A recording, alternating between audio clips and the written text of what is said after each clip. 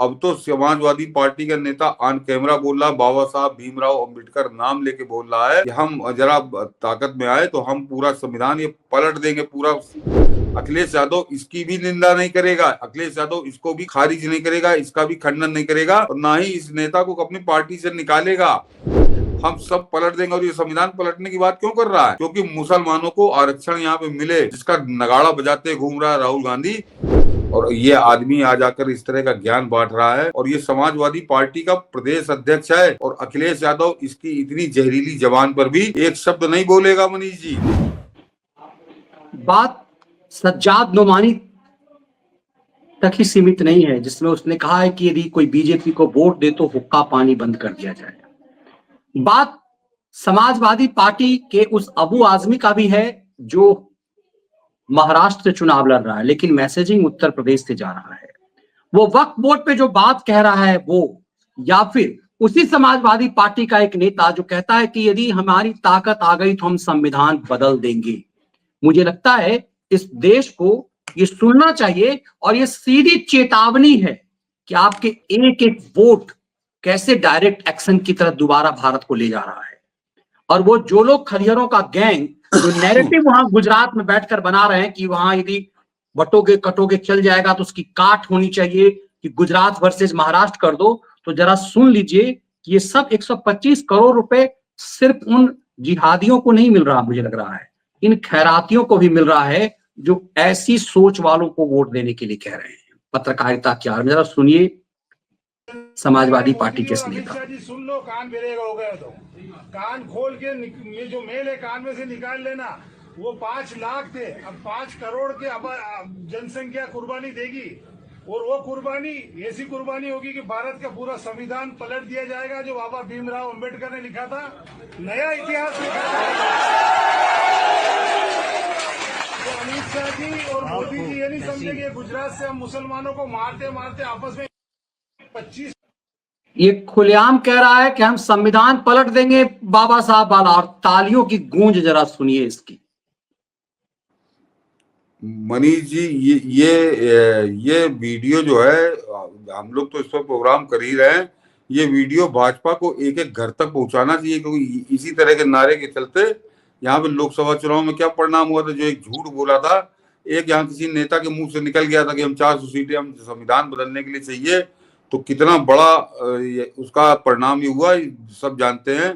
तो अब तो समाजवादी पार्टी का नेता ऑन कैमरा बोल रहा, बाबा साहब भीमराव अंबेडकर नाम लेके बोल रहा है कि हम जरा ताकत में आए तो हम पूरा संविधान ये पलट देंगे, पूरा खत्म कर देंगे, यानी यहाँ गजवाए हिंद और इस्लामी राष्ट्र घोषित कर देगा।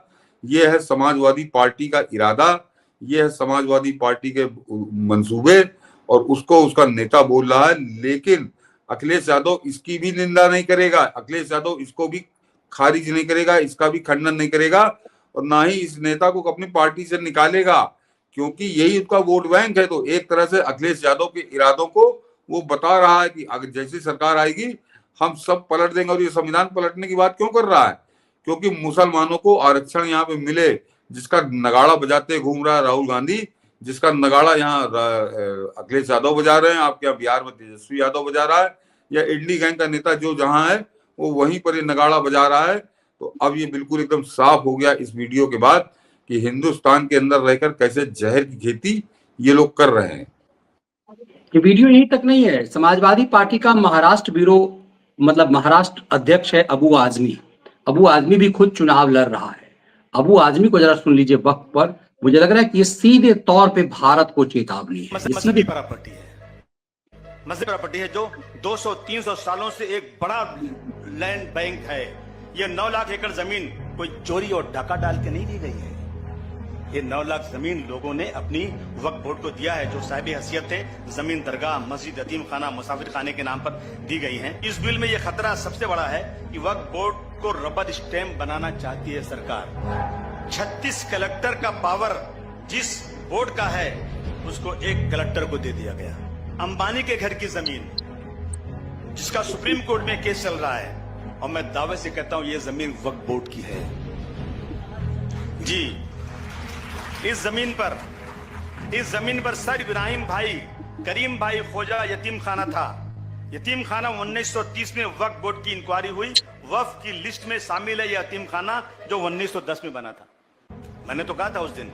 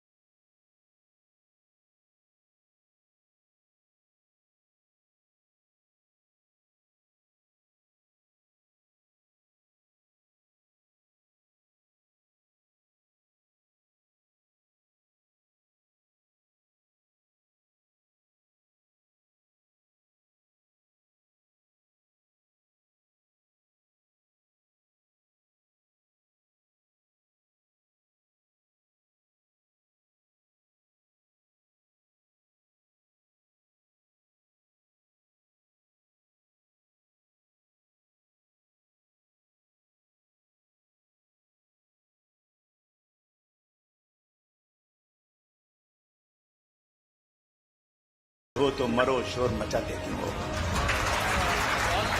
मौलाना अरशद मदनी साहब को मैसेज दीजिए, जमात इस्लामी जमीयतुल उलमा जितनी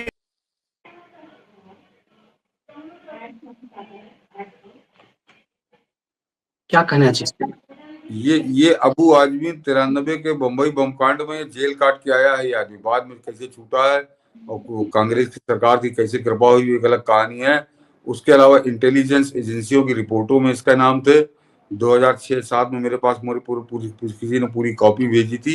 और ये आदमी आ जाकर इस तरह का ज्ञान बांट रहा है। और ये समाजवादी पार्टी का प्रदेश अध्यक्ष है। और अखिलेश यादव इसकी इतनी जहरीली जबान पर भी एक शब्द नहीं बोलेगा मनीष जी, ये सबसे खास बात समझिए। तो अब भी अगर सनातनियों की बुद्धि नहीं खुलती है, आंखें नहीं खुलती हैं, तो फिर उनका भगवान ही मालिक है। भगवान भी इस तरह के लोगों का साथ नहीं देता। वो सब कुछ तो कह रहा है, बिल्कुल एक तरह से खुलेआम यहाँ पाकिस्तान बनाने की बात कर रहा है। और 5 करोड़ हो जाए तो क्या कर देंगे, और 5 करोड़ मर जाए तो क्या कर देंगे, दुनिया भर के ज्ञान वो बांट रहा है। और सीधे सीधे दावा अंबानी के मकान पे ठोक रहा है, ये हमारी जमीन है, वक्फ की जमीन है। तो अब इनसे तर्क से बात करने की तो स्थिति बहुत पीछे छूट गई। और ये किस तरह इनको खोपड़ी बैठाला है, मैं क्या कहूं उनको कि अब भी अगर सख्ती नहीं की, अब भी अगर इनके चूल्हे नहीं कसी गई, तो आने वाला समय बड़ा खतरनाक आप कर दोगे। ये आदमी इसी तरह के करते रहेंगे, इनको कोई सुधार इनको नहीं आना। मौलाना सज्जाद नोमानी से लेकर इस समाजवादी पार्टी के प्रदेश अध्यक्ष अबू आजमी तक, ये सब एक ही भाषा बोल रहे हैं। और ये बिल्कुल बटे नहीं है, ये सब एक ही हैं। हमारे यहाँ जो ज्ञान बांटते हैं उनको जरा ये वीडियो ध्यान से देखना चाहिए कि किस तरह से बटे कटे हैं। आपने मनीष जी इस वीडियो जब चल रहा था तो मैंने बड़े ध्यान से देखा कि वहां पर एक आदमी और बैठा था, वो बड़ा भारी अपने आप को शरद पवार का सबसे दाहिना हाथ कभी बायां हाथ बताता है।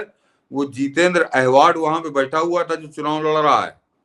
उन मुल्लाओं के बीच में जहां पे इस तरह की भाषण हो रही थी, तो जितेंद्र अहवाड ही उसमें बैठा हुआ था। तो एक जैसे आप क्या कहूं कि उसको जयचंद कह दूं या मान सिंह कहूं, क्या कहूं कि इस तरह यही लोग हैं जो बांट के काटने वाले हैं कि इसकी ये चुनाव जीत जाए। तो वो पूरी बेशर्मी के साथ वहां बैठ के सब सुन रहा था और ताली बजा रहा था। तो ये है असलियत इंडी गैंग की, ये है असलियत महाविकास अघाड़ी की।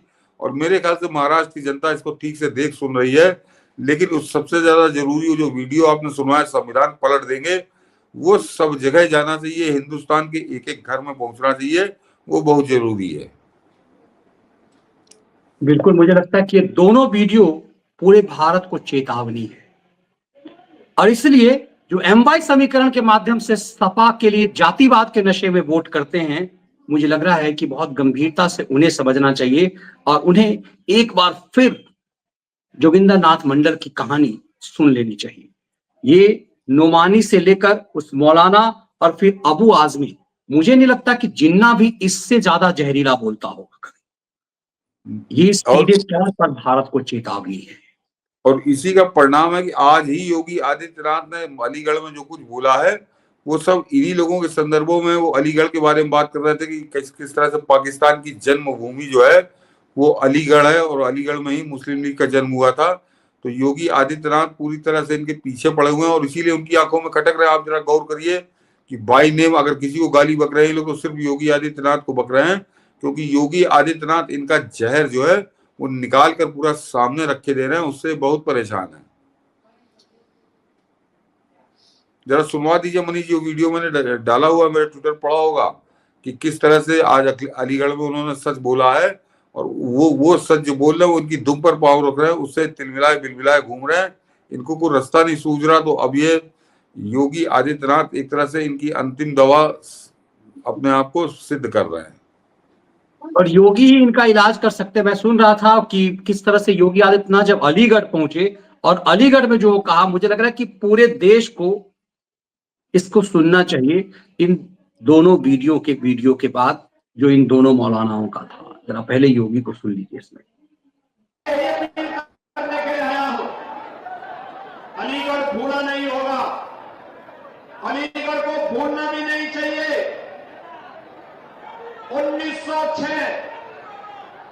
1906 यही अलीगढ़ है जब यहां पर भारत के विभाजन की नींव रखने वाली मुस्लिम लीग की स्थापना इसी अलीगढ़ में हुई थी। अलीगढ़ में उनकी चलने नहीं दी, लेकिन देश को सांप्रदायिक आधार पर बांटने के उनके मंसूबे सफल हो गए।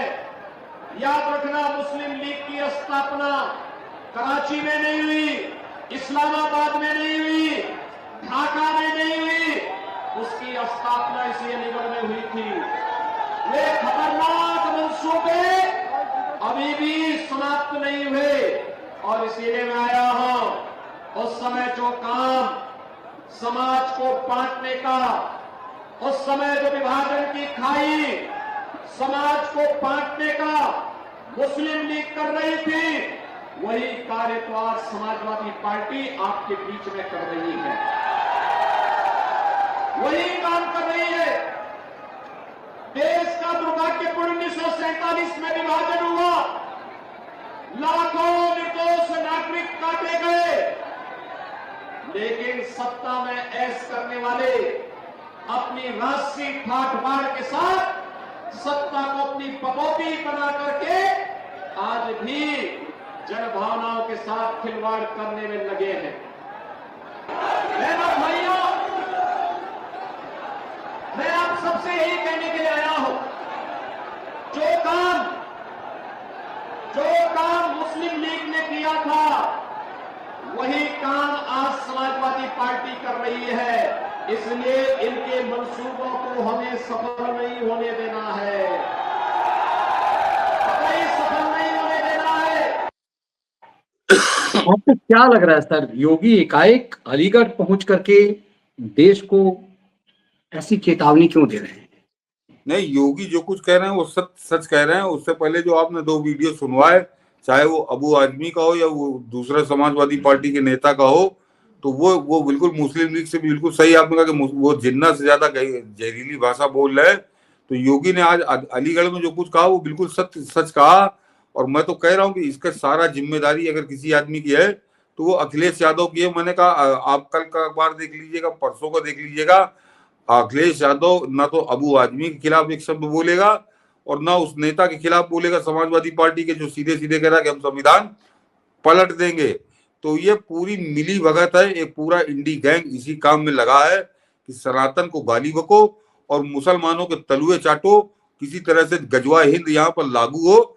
ये लोग अपना माल लेकर मनीष जी निकल जाएंगे विदेश। ये इनका पूरा प्लान तैयार है कि किसी तरह देश में यहाँ पे तोड़ फोड़ कर दो, टूट जाए ये देश, और उसके बाद ये सब निकल जाएंगे। इसीलिए किसी व्यक्ति के खिलाफ जो समाजघाती बयान देता है, देशघाती बयान देता है, देश के संविधान के खिलाफ बयान देता है, ये उसके खिलाफ एक शब्द नहीं बोलते। कहाँ चला गया राहुल गांधी? क्या पागल है? उसको सुनाई नहीं दे रहा या उसको दिखाई नहीं दे रहा? उस तक ये बयान नहीं पहुंचे हैं, लेकिन एकदम चुप्पी साधे है। तो सब पूरा का पूरा कुनबा जो है वो एक ही सूत्री कार्यक्रम पे लगा है। इसको अगर रोक सकते हैं तो सिर्फ एक होकर ही हम रोक सकते हैं, जो योगी आदित्यनाथ का संदेश है कि बटोगे तो कटोगे, तो उसी को हमको याद रखना है, अन्यथा बड़ा भयंकर होगा। और योगी आदित्यनाथ की जरा दुविधा मनीष जी समझ लीजिए कि आज फिर वो बोले हैं हमारे यहाँ डिप्टी चीफ मिनिस्टर है, वो मुख्यमंत्री बनने का सपना पता नहीं कौन किसने उनको दिखा दिया है, वो पागल हुए जा रहे हैं उस चक्कर में। वो केशव प्रसाद मौर्य, उन्होंने आज एक बयान फिर दिया है, मतलब दोबारा तिबारा दिया है कि ये बटोगे तो कटोगे का जो नारा है ये भाजपा का नारा नहीं है। तो तुम ये कह दो कि योगी आदित्यनाथ कभी भाजपा के नहीं है, मुख्यमंत्री भी भाजपा का नहीं है, ये कोई सड़क चलता हुआ आदमी है, ये हिम्मत है तो जरा कह के दिखाओ। केशव मौर्य में अगर बड़ा दम है तो जाकर ये कहें कि योगी आदित्यनाथ को हम अस्वीकार करते हैं, हम उसको भाजपा में वो नहीं है। तो जो मुख्यमंत्री लगातार जिस नारे की बात कर रहा है, तो उसको कैसे कैसे जयचंद उस पर आके लग गए हैं कि वो केशव मौर्य को, मतलब तुम अगर उसको नहीं इस्तेमाल करना चाहते हो तो वो नारा मत बोलो। ये सफाई देने तुमको ये अजित पवार से एक कदम आगे चला गया कि ये भाजपा का तो नारा ही नहीं है। तो ये सोच लीजिए कि योगी आदित्यनाथ डबल फ्रंट पे लड़ रहे हैं। ये केशव मौर्य की जवान पे लगाम नहीं है। ये आदमी किस तरह से बेलगाम होकर एक तरह से ये योगी आदित्यनाथ का विरोध नहीं कर रहा है, ये सनातन धर्म का विरोध कर रहा है। इसको भी मैं उसी अबू आजमी और उसी समाजवादी पार्टी के नेता की श्रेणी में खड़ा करता हूं, जिसने हिंदुस्तान के टुकड़े करने की बात की है, जिसने संविधान को पलट देने की बात की है। ये उसी टाइप के आदमी है कि चाहे सब कुछ नाश हो जाए, संविधान नष्ट हो जाए, सनातन नष्ट हो जाए, हिंदू देश नष्ट हो जाए, धर्म नष्ट हो जाए, ये आदमी मुख्यमंत्री बना दिया जाए। इसकी ये आग इतनी ज्यादा हो गई कि आज ये फिर कह रहा है कि ये नारा ये भाजपा का नारा नहीं है। तो मैं दर्शकों को कहूंगा जरा पहचान लीजिए इस नाम को भी और इस चेहरे को भी, क्योंकि अभी ये 2-3 साल बाद ये फिर आएगा वोट मांगने। पिछली बार तो इसके यहाँ की जनता ने इसको क्यों हराया था यह बड़ा स्पष्ट हो चुका। इसी कर्मों से ये हारा था और इसको दोबारा फिर हार मिलनी चाहिए। आपकी लोकसभा में भी ये अपनी विधानसभा तक हारा है ये आदमी, और ये ठेका ले रहा है योगी आदित्यनाथ के नारे का कि ये नारा भाजपा का नहीं है। तुम कहते हो योगी आदित्यनाथ भी भाजपा के नहीं है, योगी आदित्यनाथ उत्तर प्रदेश के चीफ मिनिस्टर नहीं है, तुमको मान ले जो इस तरह की बातें कर रहे हो। और इस तरह के करतूते करने के बाद ये आदमी सपने देख रहा है कि मैं उत्तर प्रदेश का चीफ मिनिस्टर बन जाऊंगा। उसके लिए कितना बड़ा सत्यानाश कर रहा है सनातन धर्म का, ये इस देश का कितना बड़ा नाश कर रहा है, ये बिल्कुल स्पष्ट है। बिल्कुल ये स्पष्ट है, और इसीलिए इस देश को ऐसे ऐसे जयचंदों की पहचान खुद ब खुद कर लेनी चाहिए।